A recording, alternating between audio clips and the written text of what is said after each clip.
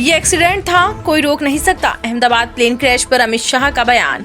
अहमदाबाद से लंदन जा रही एयर इंडिया की फ्लाइट AI 171 के भयावह हादसे ने पूरे देश को शोक में डुबा दिया है। ये विमान गुरुवार दोपहर 1:38 पर सरदार वल्लभ भाई पटेल अंतर्राष्ट्रीय हवाई अड्डे से उड़ान भरने के कुछ ही मिनटों बाद मेघानी नगर क्षेत्र में दुर्घटनाग्रस्त हो गया।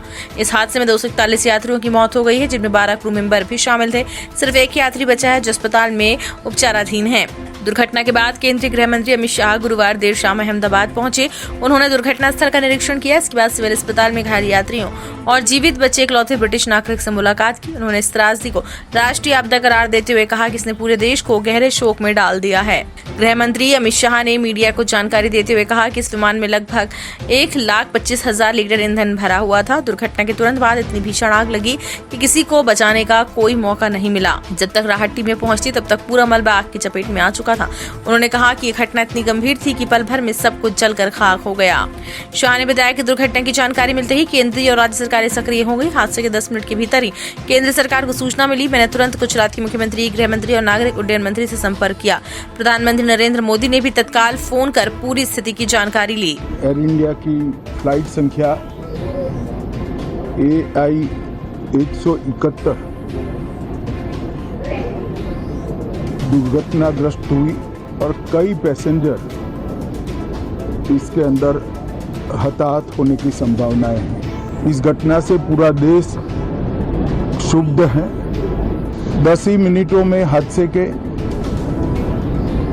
भारत सरकार के पास सूचना पहुंची।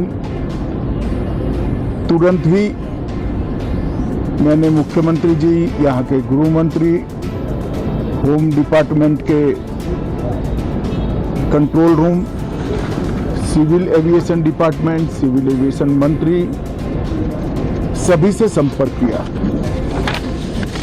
प्रधानमंत्री जी का भी तुरंत ही फोन आ गया और भारत सरकार और गुजरात सरकार के सभी डिपार्टमेंट एक साथ होकर राहत और बचाव कार्य में लगे। यात्रियों के मृतदेह को बाहर निकालने का काम लगभग समाप्त हो चुका है। जितने यात्रियों के परिजन यहाँ पहुँच चुके हैं वो सबका DNA लेने की कार्यवाही भी 2-3 घंटों में समाप्त हो जाएगी। विदेश में जिनके परिजन हैं उनको सूचना देने की कार्यवाही समाप्त हो चुकी है और जैसे ही पहुँचते हैं उनके भी DNA सैंपल लिए जाएंगे।